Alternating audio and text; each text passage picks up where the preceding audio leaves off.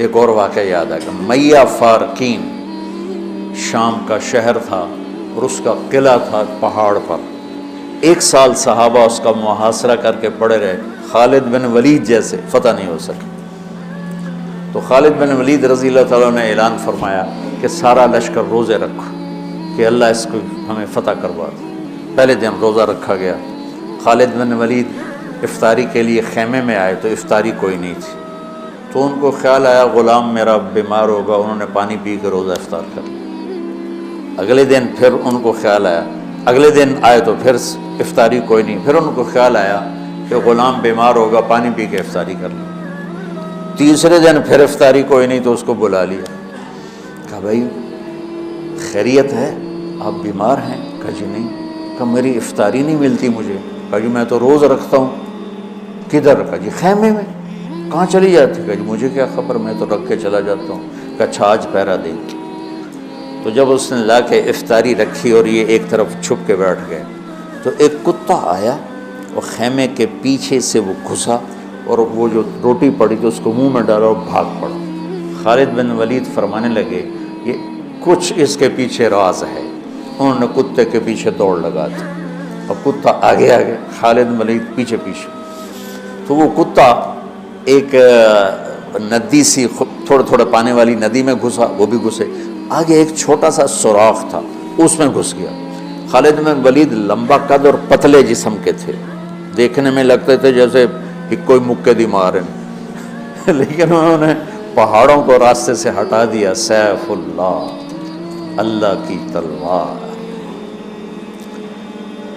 زید بن، آپ نے موتا کا لشکر بھیجا تو آپ نے کہا تمہارے امیر ہیں زید بن حارثہ، یہ شہید ہو جائیں تو پھر جعفر ہیں آپ کے چچا زاد، یہ شہید ہو جائیں تو پھر عبداللہ بن رواحہ، یہ شہید ہو جائیں تو پھر جس کو چاہو امیر بنا لینا۔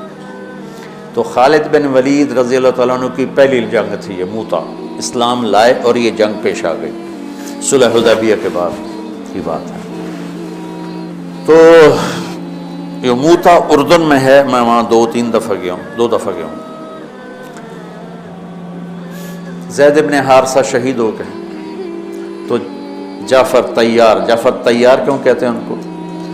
ان کو جھنڈا پکڑا تو انہوں نے ہاتھ کاٹ دیا، تو انہوں نے دوسرے ہاتھ میں لے لیا، انہیں وہ ہاتھ کاٹ دیا، تو کٹے ہاتھوں سے جھنڈے کو یوں چمٹا لیا، انہیں پیچھے سے کاٹ دیا تو جھنڈا گر گیا۔ تو اللہ کے نبی مسجد نبوی میں بیٹھے ہوئے تھے اور فرما رہے تھے زید آگے بڑھ رہا ہے اور قتال کر رہا ہے اور وہ قتل ہوا اور وہ گیا جنت میں۔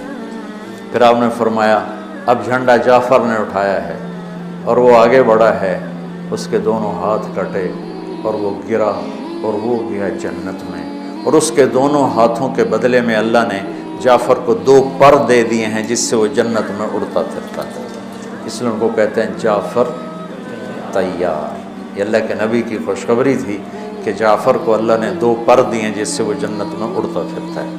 پھر آپ نے کہا اب جھنڈا اٹھایا عبداللہ بن رواحہ نے، وہ آگے بڑھا، قتال کیا، قتل ہوا، اور تھوڑے لمحے کے بعد فرمایا وہ گیا جنت میں، جھنڈا گر گیا، اب کوئی اٹھانے کی ہمت نہیں رکھتا۔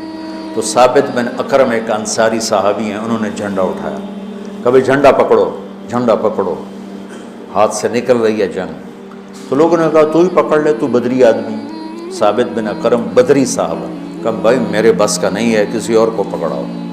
تو افرا تفری میں کس کے منہ سے نکلا خالد کو پکڑاؤ، وہ نہیں پتہ چلا، شور شرابہ تھا، تو کسی نے کہا خالد کو پکڑاؤ، یہ کہنا تھا کہ سب نے کہا خالد کو دو، خالد کو دو۔ اب اللہ کے نبی خاموشی سے اوپر دیکھ رہے ہیں، سے سامنے سناٹا ہے اور ادھر یہ ہو رہا ہے، تو آخر سب نے کہا خالد تو جھنڈا اٹھا۔ وہ کہنے لگے میں تو نیا مسلمان ہوں اور میری پہلی جنگ ہے، بابا کسی پرانے آدمی کو دو۔ تو سمجھ گئے تو ہی لے، تو ہی لے، تو ہی لے۔ تو خالد نے ایک ہاتھ میں جھنڈا پکڑ کے دوسرے ہاتھ سے جب یوں تلوار لہرائی نا، تو میرے نبی نے فرمایا اب اللہ نے اپنی تلواروں میں سے ایک تلوار کو نکال لیا ہے، سیف اللہ، سیف اللہ۔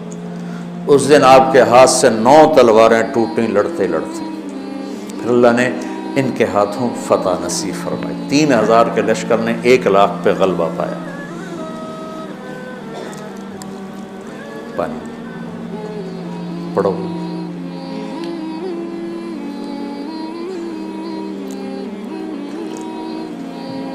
تو وہ اس سوراخ میں گھس گئے تھے، پتلے تو چلتے رہے سے رینگتے وہ سوراخ قلعے کے اندر جا کے کھلا۔ اللہ نے روزے کی برکت سے ایک کتے کے ذریعے سے راستہ دکھا دیا۔ تو حضرت خالد بن ولید نے کہا بھائی 100 آدمی تیار ہو جاؤ، پتلے پتلے، آج رات فتح ہے انشاءاللہ۔ تو ان کو لے کے گھسے، صرف 88 اندر جا سکے، 12 ذرا تھوڑے سے ہیوی تھے وہ نہیں گھس سکے، تو 88 آدمیوں کو لے کر وہ اس سوراخ میں سے رینگتے ہوئے قلعے میں داخل ہوئے اور جا کے حملہ کیا، اور اللہ نے دروازہ کھول دیا، اللہ نے فتح نصیب فرمائی۔ تو روزہ اور نماز دنیا اور آخرت کے کام بنانے کا وسیلہ اور ذریعہ ہے، اگر ہم اس کو یقین کے ساتھ کریں۔ جب مشکل پیش آئے اپنا ظاہری سبب بھی اختیار کرو اور نماز بھی پڑھو۔